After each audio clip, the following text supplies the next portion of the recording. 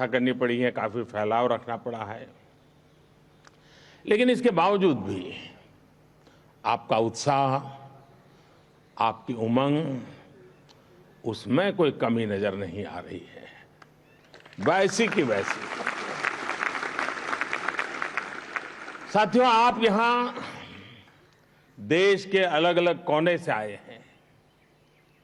यहां देश के दूर सुदूर जनजातीय क्षेत्रों से आए साथी हैं। एनसीसी, एनएसएस के ऊर्जावान युवा भी हैं और राजपथ पर अलग अलग राज्यों की झांकी, अलग अलग राज्यों का संदेश बाकी देश तक पहुंचाने वाले कलाकार साथी भी हैं। राजपथ पर जब आप जोश के साथ कदम ताल करते हैं तो हर देशवासी जोश से भर जाता है। जब आप भारत की समृद्ध कला, संस्कृति, परंपरा और विरासत की झांकी दिखाते हैं तो हर देशवासी का माथा गौरव से और ऊंचा जाता है। और मैंने तो देखा है कि परेड के समय मेरे बगल में कोई न कोई देश के प्रमुख रहते हैं। इतनी सारी चीजें देख करके उनको बड़ा सरप्राइज होता है, बहुत सारे सवाल पूछते रहते हैं, जानने का प्रयास करते हैं देश के किस कोने में है, क्या है, कैसा है। जब हमारे आदिवासी साथी राजपथ पर संस्कृति के रंग बिखेरते हैं तो संपूर्ण भारत उन रंगों में रंग जाता है, झूम उठता है। गणतंत्र दिवस की परेड भारत की महान सामाजिक सांस्कृतिक विरासत के साथ ही हमारे सामरिक सामर्थ्य को भी नमन करती है। गणतंत्र दिवस की परेड दुनिया के सबसे बड़े लोकतंत्र को जीवंत करने वाले हमारे संविधान को नमन करती है। मैं आपको 26 जनवरी को बेहतरीन प्रदर्शन के लिए बहुत बहुत शुभकामनाएं देता हूं। आपसे एक आग्रह भी है, अभी दिल्ली में ठीक ठाक ठंड पड़ रही है, जो साउथ से आए होंगे उनको तो परेशानी और होती होगी, और आप कई दिन से यहां हैं, लेकिन आप में से बहुत से लोग, जैसा मैंने कहा, सर्दी के आदी नहीं है। इतनी सुबह उठकर आपको ड्रिल के लिए निकलना होता है। मैं यही कहूंगा कि आप अपनी सेहत का ध्यान जरूर रखिएगा। साथियों, इस वर्ष हमारा देश अपनी आजादी के 75 वर्ष में प्रवेश कर रहा है।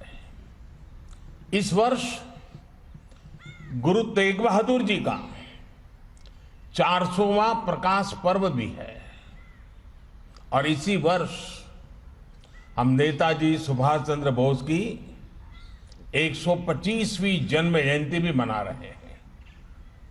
अब देश ने यह तय किया है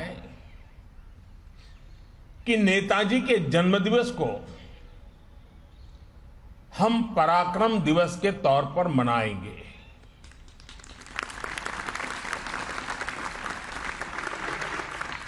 कल पराक्रम दिवस पर मैं उनकी कर्मभूमि कोलकाता में ही था। आजादी के 75 वर्ष, गुरु तेग बहादुर जी का जीवन, नेताजी का शौर्य, उनका हौसला, ये सब कुछ हम सभी के लिए बहुत बड़ी प्रेरणा है। हमें देश की आजादी के लिए अपना सर्वस्व न्योछावर करने का अवसर नहीं मिला, क्योंकि हम में से अधिकतम लोग आजादी के बाद पैदा हुए हैं, लेकिन सर्वस्व न्योछावर करने का मौका नहीं मिला। लेकिन हमें देश ने अपना सर्वश्रेष्ठ अर्पित करने का अवसर जरूर दिया है। हम जो भी देश के लिए अच्छा कर सकते हैं, भारत को मजबूत बनाने के लिए कर सकते हैं, तो हमें करते ही रहना चाहिए। साथियों, ये गणतंत्र दिवस की परेड की तैयारियों के दौरान आपने भी महसूस किया होगा कि हमारा देश कितनी विविधता से भरा हुआ है। अनेकों भाषाएं, अनेकों बोलियां, अलग अलग खान पान, कितना कुछ अलग है, लेकिन भारत एक है।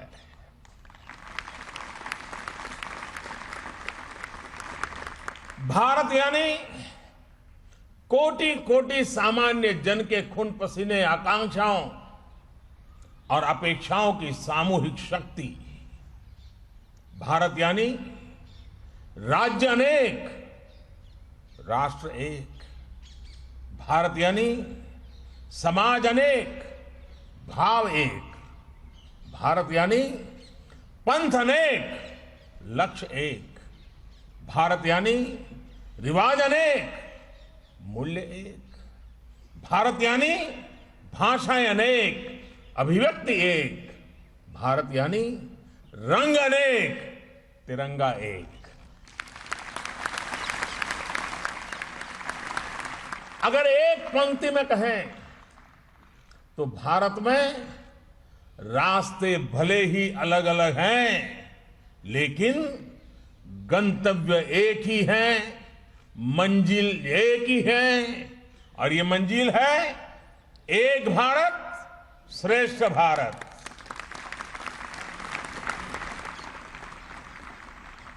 साथियों, आज एक भारत श्रेष्ठ भारत की यह शाश्वत भावना देश के हर कोने में प्रकट हो रही है, मजबूत हो रही है। आपने भी देखा और सुना भी होगा कि मिजोरम की 4 साल की बालिका, उसने वंदे मातरम जब गाया तो सुनने वाले को गर्व से भर देता है। केरल के स्कूल की एक बच्ची जब कठिन परिश्रम से सीखकर एक हिमाचली गीत बड़े परफेक्शन के साथ गाती है तो रास की ताकत महसूस होती है। तेलुगु बोलने वाली एक बिटिया जब अपने स्कूल प्रोजेक्ट में बड़े रोचक ढंग से हरियाणवी खान पान का परिचय देती है तो हमें भारत की श्रेष्ठता के दर्शन होते हैं। साथियों, भारत की इसी ताकत से देश और दुनिया को परिचित करने के लिए एक भारत श्रेष्ठ भारत एक पोर्टल बनाया गया है। और आप तब तो डिजिटल जनरेशन वाले हैं तो जरूर वहां जरूर जाइएगा। इस पोर्टल पर एक भारत श्रेष्ठ भारत जो पोर्टल बनाया है, उस पर जो व्यंजन विधियों का सेक्शन है, उस पर 1000 से भी अधिक लोगों ने अपने प्रदेश के व्यंजन साझा किए हैं। कभी समय निकालकर आप इस पोर्टल पर को जरूर देखिएगा और परिवार में भी कहिए, जरा आज मां बताओ, ये आपको बहुत आनंद आएगा। साथियों, बीते दिनों कोरोना काल में स्कूल, कॉलेज आदि बंद होने पर भी देश के युवाओं ने डिजिटल माध्यम से अन्य राज्यों के साथ वेबिनार किए हैं। इन वेबिनार्स में म्यूजिक, डांस, खान पान की अलग अलग राज्यों की अलग अलग शैलियों पर बड़ी विशद चर्चाएं की हैं। आज सरकार की भी कोशिश है कि हर प्रांत, हर क्षेत्र की भाषाएं, खान पान और कला का पूरे देश में प्रचार प्रसार हो। देश में भारत के हर राज्य के रहन सहन, तीज त्योहार के बारे में जागरूकता और बढ़े। विशेष तौर पर हमारी समृद्ध आदिवासी परंपराओं, आर्ट एंड क्राफ्ट से बेहतर देश बहुत कुछ सीख सकता है। इन सबको आगे बढ़ाने में एक भारत श्रेष्ठ भारत अभियान बहुत मदद कर रहा है। साथियों, आजकल आपने सुना होगा, देश में बहुत बोला जाता है, सब दूर सुनाई देता है, वोकल फॉर लोकल। जो अपने घर के आसपास चीजें बन रही हैं, स्थानीय स्तर पर बन रही हैं, उस पर मान करना, उसका गर्व करना, उसे प्रोत्साहित करना, यही है वोकल फॉर लोकल। लेकिन ये वोकल फॉर लोकल की भावना तब और मजबूत होगी जब इसे एक भारत श्रेष्ठ भारत की भावना से शक्ति मिलेगी। हरियाणा की किसी चीज के संबंध में मैं तमिलनाडु में रहता हूं, मुझे गर्व होना चाहिए। केरल की किसी चीज का मैं हिमाचल में रहता हूं, मुझे गर्व होना चाहिए। एक क्षेत्र के लोकल प्रोडक्ट पर दूसरा क्षेत्र भी गर्व करेगा, उसे प्रोत्साहित करेगा, तभी लोकल प्रोडक्ट की पहुंच देश भर में होगी। उसमें एक ग्लोबल प्रोडक्ट बनने की ताकत पैदा होगी। साथियों, ये वोकल फॉर लोकल, ये आत्मनिर्भर भारत अभियान, इनकी सफलता आप जैसे नौजवानों पर टिकी हुई है। और आज जब मेरे सामने एनसीसी और एनएसएस के इतने सारे नौजवान हैं, उनको तो शिक्षा दीक्षा शिस्त सब यही दिया जाता है। मैं आज आपको एक छोटा सा काम देना चाहता हूं, और देश भर के हमारे एनसीसी के नौजवान मुझे जरूर इस काम में मदद करेंगे। आप एक काम कीजिए, सुबह उठ करके रात को सोने तक जिन चीजों का आप उपयोग करते हैं, टूथपेस्ट हो, ब्रश हो, कंघा हो, कुछ भी, घर में एसी हो, मोबाइल फोन हो, जो भी, जरा देखिए तो कितनी चीजों की आपको जरूरत होती है दिन भर में, और उसमें से कितनी चीजें हैं जिसमें हमारे देश के मजदूर के पसीने की महक है, कितनी चीजें हैं जिसमें हमारे इस महान देश की मिट्टी की सुगंध है। आप चौंक जाएंगे, जाने अनजाने में इतनी चीजें विदेश की हमारे जीवन में घुस गई हैं, हमें पता तक नहीं है। एक बार उस पर देखेंगे तो पता चलेगा कि आत्मनिर्भर भारत बनाने का सबसे पहला कर्तव्य हमी से शुरू होना चाहिए। इसका मतलब मैं ये नहीं कह रहा हूं कि आपके पास कोई विदेशी चीज है तो कल जाके फेंक दो, ये मैं नहीं कह रहा हूं। मैं ये भी नहीं कह रहा हूं कि दुनिया में कोई अच्छी चीज हो, हमारे यहां न हो, तो उसको लेने से मना करें, ये नहीं हो सकता। लेकिन हमें पता तक नहीं है, ऐसी ऐसी चीजें हमारे रोजमर्रा की जिंदगी में हमें एक प्रकार से गुलाम बना दिया है, मानसिक गुलाम बना दिया है। मेरे नौजवान साथियों से मैं आग्रह करूंगा, एनसीसी एनएसएस के शिस्तबद्ध नौजवानों से आग्रह करूंगा, आप अपने परिवार के सबको बिठा करके जरा सूची बनाइए, एक बार देखिए, फिर आपको कभी मेरी बात को याद नहीं करना पड़ेगा। आपकी आत्मा कहेगी कि हमने हमारे देश का कितना नुकसान कर दिया है। साथियों, भारत आत्मनिर्भर किसी के कहने भर से ही नहीं होगा, बल्कि जैसा मैंने कहा, आप जैसे देश के युवा साथियों के करने से ही होगा। और आप ये तब और ज्यादा बेहतर तरीके से कर पाएंगे जब आपके पास जरूरी स्किल सेट होगा। साथियों, स्किल के, कौशल के इसी महत्व को देखते हुए ही 2014 में सरकार बनते ही स्किल डेवलपमेंट के लिए विशेष मंत्रालय बनाया गया। इस अभियान के तहत अब तक 5.5 करोड़ से अधिक युवा साथियों को अलग अलग कला और कौशल की ट्रेनिंग दी जा चुकी है। कौशल विकास के इस कार्यक्रम के तहत सिर्फ ट्रेनिंग ही नहीं दी जा रही, बल्कि लाखों युवाओं को रोजगार और स्वरोजगार में मदद भी की जा रही है।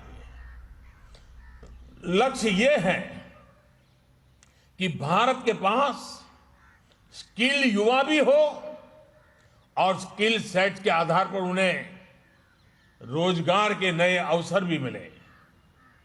साथियों, आत्मनिर्भर भारत के लिए युवाओं के कौशल पर यह फोकस भी देश की नई राष्ट्रीय शिक्षा नीति ने प्रस्तुत किया है। आप भी उसको देख पाएंगे। इसमें पढ़ाई के साथ साथ ही पढ़ाई के उपयोग यानी एप्लीकेशन पर भी उतना ही बल दिया गया है। राष्ट्रीय शिक्षा नीति की कोशिश ये है कि युवाओं को उनकी रुचि के अनुसार विषय चुनने की आजादी दी गई है। उनको कब पढ़ाई करनी है, कब पढ़ाई छोड़नी है और कब फिर से करनी है, इसके लिए भी फ्लेक्सिबिलिटी दी गई है। कोशिश यही है कि हमारे विद्यार्थी जो कुछ खुद से करना चाहते हैं वो उसी में आगे बढ़ें। साथियों, नई राष्ट्रीय शिक्षा नीति में पहली बार वोकेशनल एजुकेशन को एजुकेशन की मुख्य धारा में लाने का गंभीर प्रयास किया गया है। कक्षा 6 से ही विद्यार्थियों को स्थानीय जरूरतों और स्थानीय व्यवसायों से जुड़ा अपनी रुचि का कोई भी कोर्स चुनने का विकल्प दिया गया है। ये सिर्फ पढ़ाने के कोर्स नहीं होंगे, बल्कि सीखने और सिखाने के कोर्स होंगे।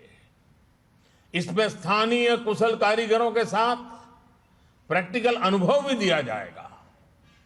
इसके बाद चरणबद्ध तरीके से सभी मेडिकल स्कूलों के शैक्षणिक विषयों में व्यावसायिक शिक्षा को एकीकृत करने का भी लक्ष्य है।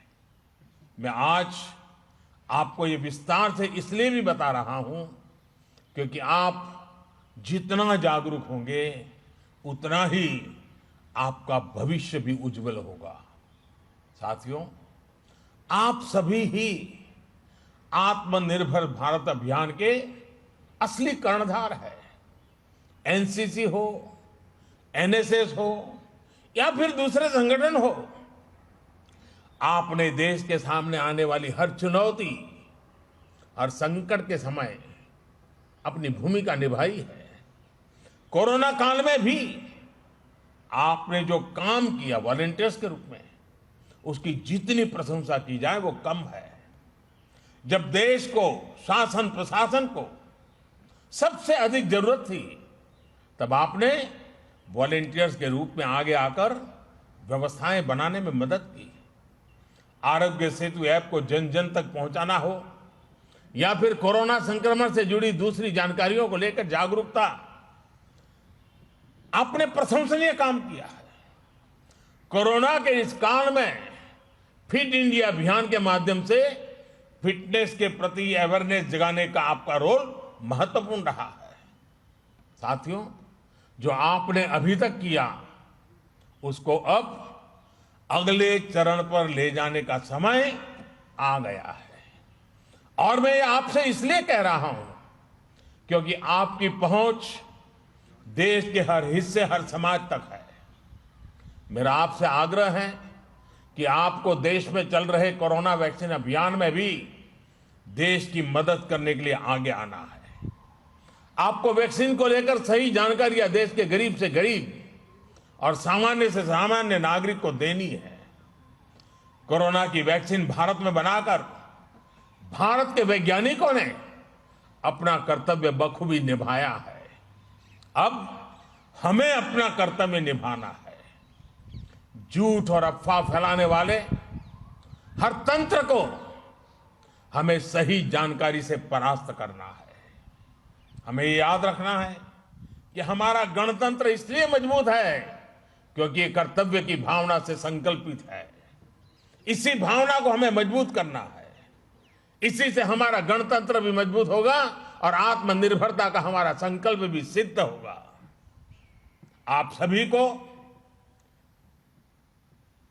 इस महत्वपूर्ण राष्ट्रीय पर्व में शरीक होने का अवसर मिला है। मन को घड़ने का, देश को जानने का और देश के लिए कुछ न कुछ करने का, इससे बड़ा संस्कार कोई और नहीं हो सकता है जो सौभाग्य आप सबको प्राप्त हुआ है।